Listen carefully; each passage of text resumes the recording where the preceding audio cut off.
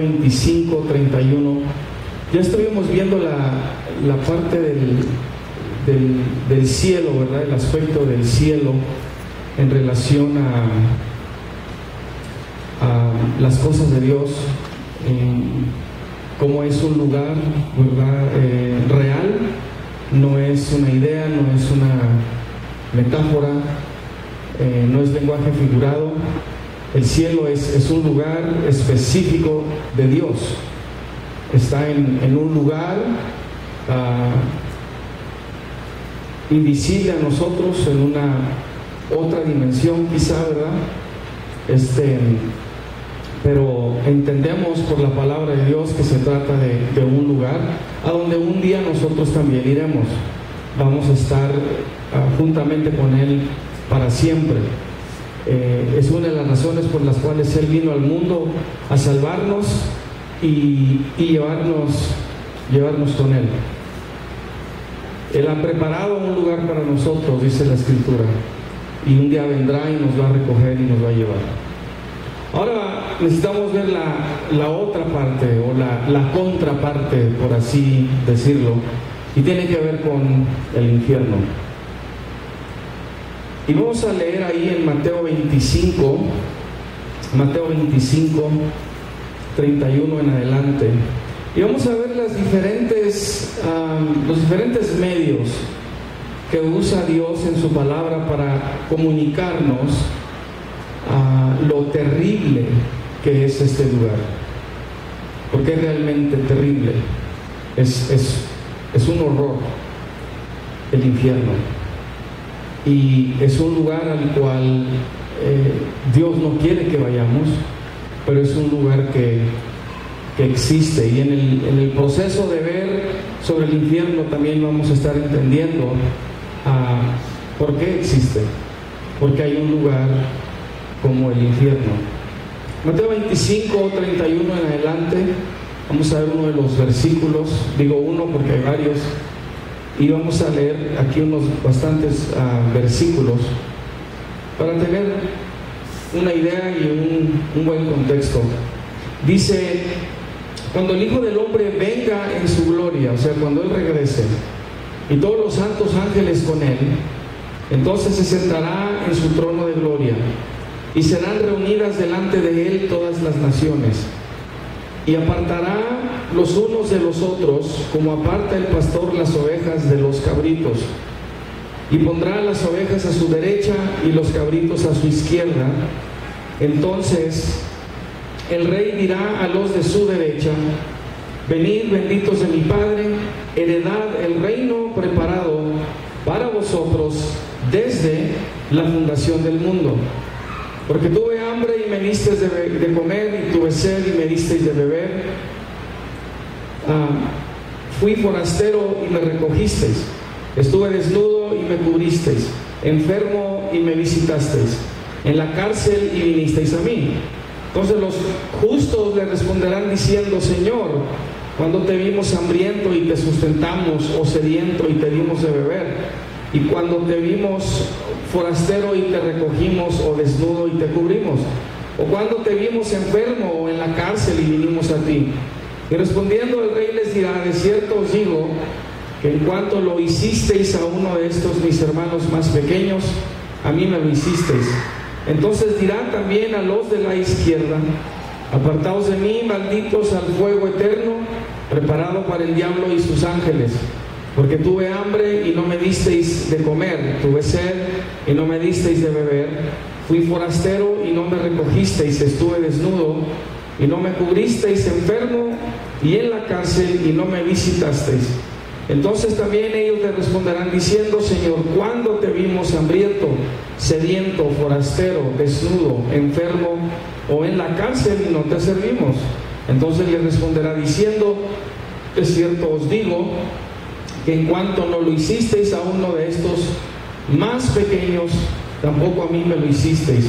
E irán estos al castigo eterno y los justos a la vida eterna. Lea conmigo el 46 una vez más y dice: e irán estos al castigo, ¿qué dice? Eterno. Y los justos a la vida eterna. Dios, el creador de todo, el Dios de toda carne, alma y espíritu, ha determinado un día donde juzgará a todas las naciones. La justicia de Dios recompensa y castiga debido a su santidad y perfección. Hay un enfoque hoy en la sociedad fuerte sobre el amor de Dios. Y si usted simplemente vaya a hacer una búsqueda en línea, se da cuenta que hay muchas posiciones en la actualidad que hablan en contra no solo del infierno, sino también de un castigo eterno.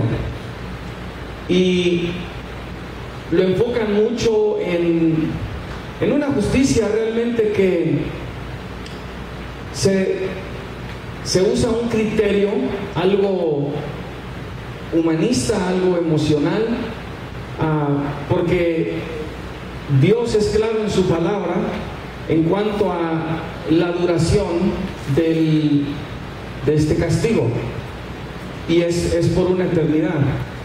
Pero ponen en cuestión lo que es la justicia de Dios. Entonces la justicia de Dios es porque Él así la determina, no es porque esté usando criterios como lo harían los seres humanos para decir esto no es justo. Entonces, para los que no se les hace justo que un castigo sea eterno, ponen en duda, cuestionan la justicia de Dios. Pero la justicia de Dios es clara. Y lo que vemos en las Escrituras es que por esta justicia Él recompensa y castiga. Y esto es debido a su santidad y debido a su perfección. A esto Dios determina y crea el cielo y el infierno como los lugares consecuentes a sus juicios. Cuando Dios recompensa, ¿qué es lo que hace? ¿Cómo recompensa? Y esto también lo vemos en las Escrituras.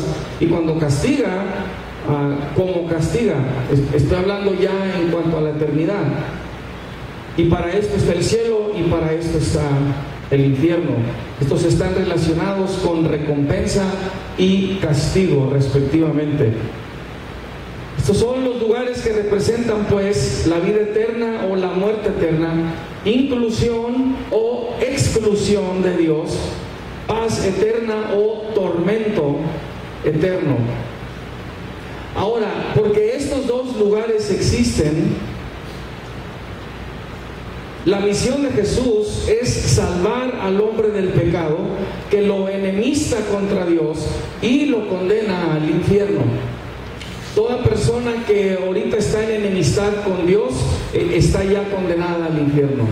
Si muere hoy, si muere esta noche, va a ir directamente a este lugar que llaman las Escrituras infierno. Entonces lo que Jesús hace es que entra en la escena humana para ser el medio salvador que remueve del hombre el decreto de muerte por medio de la fe en Él y su sacrificio redentor. Anteriormente estudiamos que la palabra salvación tiene varios significados. Ahora, esto es importante porque cuando viene Jesús a salvar, ¿viene a salvar de qué? ¿De qué? Podríamos decir del pecado, pero vamos a decir que salva del pecado y es para que ya no peques. Pero ¿con qué razón? ¿Cuál es la consecuencia de seguir pecando? Porque quiere que no pequemos. Porque el pecado crea una distancia, una brecha entre Dios y nosotros, una enemistad. Así lo rinde las Sagradas Escrituras. Si tú eres un pecador, tú literalmente te constituyes un enemigo de Dios. Santiago dice que el que es amigo del mundo se constituye enemigo de Dios. O sea, no hay un área gris o neutral. O eres o no eres. O eres hijo de Dios o no eres hijo de Dios. Entonces Jesús viene porque, para simplificarlo a esto, Él viene porque sabe dos cosas. ¿Sabe que en el hombre hay eternidad? En el hombre hay eternidad. Eclesiastés dice que puso eternidad en el hombre. Quiere decir que el hombre ya no puede morir. Escuche, quiere decir que el hombre ya no puede morir. Entonces nada más hay dos lugares donde va a pasar su eternidad. O va a ser en el cielo o va a ser apartado de Dios. En cuestiones de eternidad ya sería el lago de fuego. Nada más estos dos lugares. El punto es que el hombre, esto es importante, el hombre ya no puede morir. Hay eternidad dentro de él. Dios la puso. La cuestión es, repito, ¿dónde va a pasar esa eternidad? ¿La va a pasar separado de Dios o la va a pasar con Dios? Entonces Jesús, porque sabe esto, que hay un cielo y hay un infierno que son eternos, viene a rescatar al hombre, viene a salvarlo.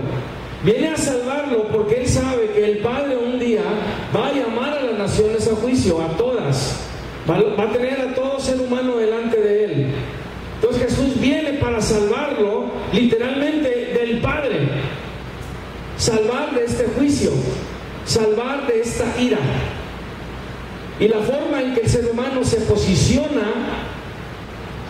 ante Dios para ser recipiente de esta ira y de este juicio es porque peca. Entonces Él viene a salvar sí del pecado, pero últimamente de la ira y del juicio de Dios venidero. Ese es el punto principal. Por eso nos debe preocupar que nuestros familiares, amigos, todavía no conocen a Jesucristo como su Salvador. Porque si no se salvan, van a ser blanco, van a recibir la ira y el juicio de Dios. Salvación tiene varios significados.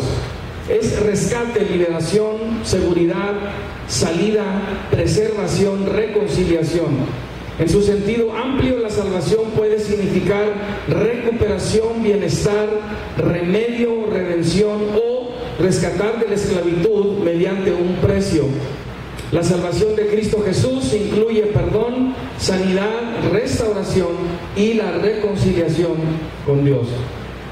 En términos de la existencia del castigo de Dios en el fuego eterno, la salvación pues se entiende como el rescate de la muerte espiritual por la ira y juicio venidero de Dios. Eso es últimamente de lo que todos nos queremos escapar de la ira y del juicio de Dios. El lugar real del infierno lo vemos anticipado desde el Antiguo Testamento, ilustrado como un lugar de tormento y angustia a donde van los muertos. Más que ir a un sepulcro donde se internan los cuerpos muertos de los seres humanos, el infierno se nos presenta como un lugar de castigo, angustia y dolor. Es un lugar donde la persona está consciente. En el Antiguo Testamento se le da el nombre de Seol, o valle de sombra de muerte, y es descrito como una tierra de tinieblas, de oscuridad, abismo, prisiones, profundidades, ligaduras y ataduras de muerte. Es el lugar descrito a donde los malos son trasladados. En el Nuevo Testamento continúa esta imagen de muerte, prisión, castigo y tormento. Jesús describe el infierno como el lugar de afuera de tinieblas, donde se llora y se crujen los dientes, ilustrando el tormento que se experimenta en este lugar. También se le describe como horno de fuego, prisiones eternas, fuego eterno, destrucción, tormento de fuego y azufre. Se describe como el humo de tormento que sale del infierno por los siglos de los siglos, juicio eterno, las tinieblas de afuera, el día de la ira, enojo y de la revelación del justo juicio de Dios, tribulación, resurrección de condenación, castigo, donde el gusano y el fuego que no pueden ser apagados. El gusano puede ser una referencia a la existencia del alma que no muere, y es una referencia a Isaías 66, 24, donde habla de los cielos nuevos y la tierra nueva que hará Dios, y donde se podrán ver los cadáveres de los hombres que se rebelaron contra Él, porque su gusano no muere ni el fuego se apaga. También se le dice el lugar de pena, de eterna perdición, exclusión de la presencia y gloria del Señor, juicio horrendo y hervor de fuego que devora. Aquí va a tener usted todas las citas para todas estas referencias. La palabra Hades, que también se traduce como infierno, es la palabra que equivale el término Seol del Antiguo Testamento. Es lo mismo. Entonces, vamos a decir, si la Biblia se escribe en español, ¿verdad?, diría infierno. Entonces, cuando ya se traduce, vamos a decir que así se escribió el Antiguo Testamento en español, se va a decir infierno. El Nuevo Testamento se escribe en inglés. En inglés va a decir hell, ¿verdad? Es el mismo lugar. En el Antiguo Testamento es Seol, en el Nuevo Testamento es el Hades.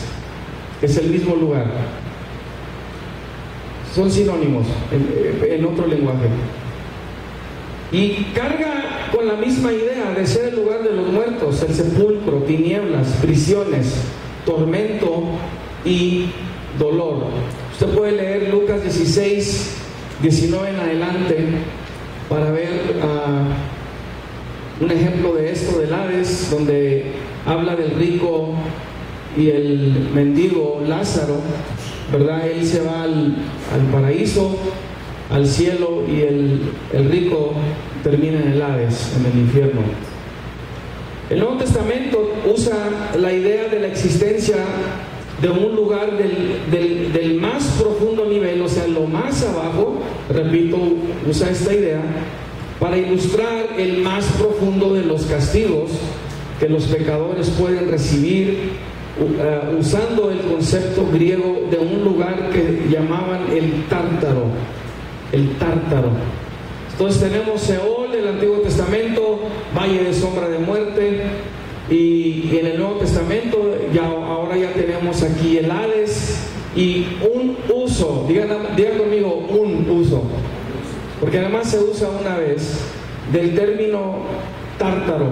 Ahora en las versiones españoles la mayoría no usa la palabra Tártaro, va a usar la palabra infierno, pero realmente es Tártaro, y personalmente creo que debieron haber dejado Tártaro y dejar que, ¿verdad?, el lector buscara qué era el Tártaro, porque comunica otra idea de este lugar. La palabra Tártaro, traducida como infierno, se usa solo una vez en la Biblia, y está en 2 de Pedro 2:4, donde dice: porque si Dios no perdonó a los ángeles que pecaron, sino que arrojándolos al infierno, Tártaro, arrojándolos al Tártaro.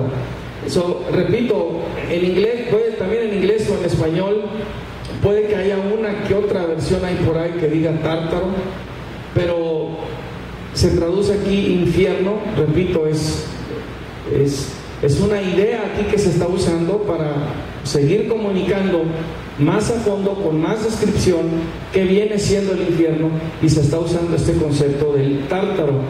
Y dice que a estos ángeles en específico, ¿verdad?, los entregó a prisiones de oscuridad para ser reservados al juicio. Para ser reservados al juicio. Estos son ángeles que cayeron, que se considera son de alto rango, y por esta razón no podían ser sueltos, y fueron inmediatamente a estas prisiones de oscuridad y están siendo reservados al juicio. Esta palabra reservado en el griego literalmente significa que estos ángeles están siendo custodiados, están siendo guardados, no pueden salir de estas prisiones de oscuridad. Y cuando entiendes esto, de que están siendo custodiados o reservados, para el juicio. Entonces te das cuenta por qué se usó la idea o la imagen del tártaro, aunque era parte de la mitología griega. Había un aspecto de la mitología griega, pero también una que estaba romanizada, o sea, también del lado de los romanos, del tártaro. Pero según la mitología griega, el tártaros contenía prisioneros y era un lugar de sufrimiento y tormento. En la mitología romana, el Tártaro es el lugar a donde se enviaba a los pecadores y a los titanes o a los gigantes que se creía gobernaban la tierra. Entonces aquí se están metiendo a estos seres grandes, enormes, los gigantes o titanes. Repito, esta es la idea de la mitología romana también, que estos gigantes entraban ahí, algo ya mucho más grande, ¿verdad?, que un ser humano normal. Entonces el uso de tártaro por el apóstol Pedro es para comunicar la idea que estos ángeles que fueron arrojados en prisiones de oscuridad, que están siendo reservados o custodiados para que no se escapen, son ángeles de alto rango, titanes, por así decirlo. Son grandes. Y es la única parte en la Biblia donde se usa tártaro, o la idea o el concepto de tártaro. La palabra que más se ve aplicada para entregar la imagen del infierno es Gehenna. Gehenna. Esta es la otra. Ya tenemos Seol, valle de sombra de muerte, tenemos Hades. Sí, ahora aquí tenemos tártaro y lo que significa o cómo se está usando, y luego ahora Gehenna. Gehenna. Es una imagen que se usa del Antiguo Testamento, Geben Hinnom, que quiere decir valle del hijo de Hinnom, valle del hijo de Hinnom. Es en este valle, a las afueras de Jerusalén, hacia el sur, donde el rey Acaz y Manasés sacrificaron por fuego a sus hijos, a Moloc. Este valle fue usado por los idólatras para ofrecer sacrificios humanos. Por medio del profeta Jeremías, Dios maldice a este valle de Ge-Hinnom y le cambia el nombre al Valle de la Matanza, al Valle de la Matanza. El profeta Jeremías, hablando de los impíos, le pide a Dios que los señale para el día de la matanza, posiblemente una alusión a que sean castigados y echados en el Valle de la Matanza. Según la tradición judía, el Valle de Ge-Hinnom se empezó a usar para echar los desechos, cadáveres e inmundicias, y se usaba fuego que no se apagaba para quemar toda esta basura echada ahí. Es para mí personalmente, creo ya aquí para mí es una imagen realmente terrible. Es una imagen donde ya le está hablando al ser humano que tú vas a ser tratado como basura cuando seas echado al Gehenna, porque te has rebajado tanto. Escuche y mantenga esto en mente: ninguna persona inocente va a entrar al infierno. Los que entren al infierno va a ser gente maldita, mala. No cualquier persona entra al infierno. Esta ya es gente realmente igualmente terrible, terrible. Una persona que camina en su imagen y semejanza de Dios no va a entrar a ese lugar, obviamente por salvación de Jesucristo, pero los que sí entran aún con conocimiento van a entrar porque es gente mala, muy mala. Entonces cuando la gente dice yo no creo que Dios meta dentro del infierno a gente inocente. Pues no, claro que no. A gente inocente no. Quien determina inocencia o culpabilidad es Dios mismo. Él quien conoce los corazones. Él quien sabe lo que los hombres hacen en secreto. ¿Se imagina todas las personas que conocieron a Jeffrey Dahmer y lo tenían de vecino? Y estaba matando y abusando a jóvenes. Los mataba y algunos de ellos se los comió. Y salía de su casa y a quien conocía o etcétera, yo creo le saludaba, buenos días. Y hemos visto historia tras historia de homicidas, de asesinos en serie. Y los vecinos están después todos completamente sorprendidos y decían, se veía como una persona normal. Lo conozco de años. Nunca le vi nada. Nunca dio problemas. Él siempre se portaba bien. Y nada, que le encontraron 15, 20 cuerpos que tenía enterrados debajo de su casa. Wow. Creo que acaban de encontrar a 2 hijos de una mujer que no quería decir dónde estaban. Creo que la joven tenía 17, el niño, no sé, no me acuerdo, 9, 10 o por ahí. Y no los encontraban y ella decía que estaban en tal lugar y no los encontraban. Y los encontraron enterrados ahí en la casa del padrastro. ¿Quién hace esto? ¿Quién hace eso? No gente buena, ¿verdad? Entonces, créanme que el infierno está preparado para gente, y esto es lo que la justicia de Dios dice, que merece estar ahí. Que merece estar ahí. Entonces al Gehenna se le consideraba como el basurero o quemadero de Jerusalén.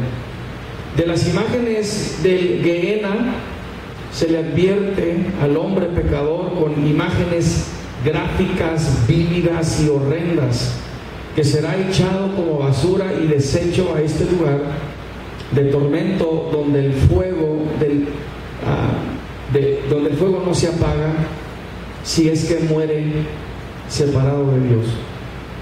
Todos estos lugares que usan Dios para darnos las imágenes del castigo en fuego eterno, el Seol, el Hades, Tártaros, el abismo, el Gehenna, y todo este lenguaje gráfico y descriptivo de muerte espiritual, tormento, horror, dolor, angustia y pudrición, dirigen hacia el castigo final de todo ser humano, del falso profeta, la bestia, Satanás y sus ángeles, que terminan en el lago de fuego.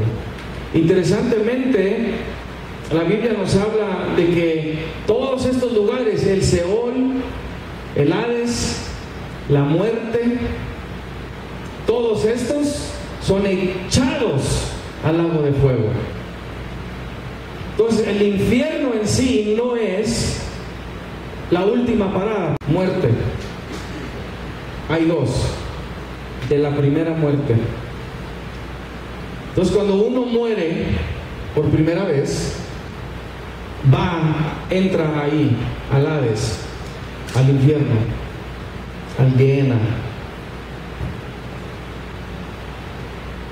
Cuando ya todo es echado al lago de fuego, es porque ya se va a experimentar la final y segunda muerte. Entonces, la segunda muerte tiene que ver con este juicio final ante el trono de Dios. Esto sucederá en lo que la Biblia llama la muerte segunda, que es el juicio final de todas las cosas. Apocalipsis 20, 13 y 14 dice: y el mar entregó los muertos que había en él, un simbolismo también del abismo, y la muerte y el Hades Recuerde, Hades es el infierno, es el mismo Gehenna, es el Seol, es el infierno, ¿sí? Entregan los muertos que habían en ellos y fueron juzgados cada uno según sus obras. Y la muerte y el Hades fueron lanzados al lago de fuego. Esta es la muerte segunda. Y el que no se halló inscrito en el libro de la vida fue lanzado al lago de fuego. El lago de fuego es el lugar eterno de fuego donde todos son atormentados día y noche por los siglos de los siglos. Esto lo ve en Apocalipsis 20:10. Ahora mismo hay pecadores en el infierno que están sufriendo, que serán resucitados para enfrentar su juicio final o su segunda muerte. Los justos no toman parte de la segunda muerte. Apocalipsis 20:6 dice a este efecto: bienaventurado y santo el que tiene parte en la primera resurrección. La segunda muerte no tiene potestad sobre estos, sino que serán sacerdotes de Dios y de Cristo y reinarán con él 1000 años. Entonces la muerte segunda no nos toca a nosotros. Nosotros para esto ya estamos reinando juntamente con Cristo. Entonces, cuando se pasan ya estos 1000 años, cuando Satanás es soltado de su prisión, se da la guerra para terminar ya con todas las guerras, y Satanás es echado al lago de fuego, donde está ya el falso profeta y está también ya la bestia. Pero entonces todos los demás muertos también salen para estar delante de Dios, su segunda muerte. Esa a nosotros no nos toca. Es el juicio final. Entonces de ahí estos que estaban en el infierno, que estaban en el Seol, en el Hades, en el Gehenna, en el abismo, salen, pero entonces van a ser echados en el lago de fuego. Ese es el juicio final. Nada agradable en absoluto. Nada agradable en absoluto. Y este es un lugar del cual la palabra de Dios nos advierte. Jesús advirtió bastante sobre el castigo del fuego eterno. Amén. Voy a dar otra parte la semana que entra. Aquí voy a parar con esto, porque sentí agregar dos partes más, y es lo que voy a estar haciendo. Entonces esta parte la terminamos la semana que entra, esta formación ministerial sobre el cielo y el infierno. Amén. Denle un aplauso al Señor.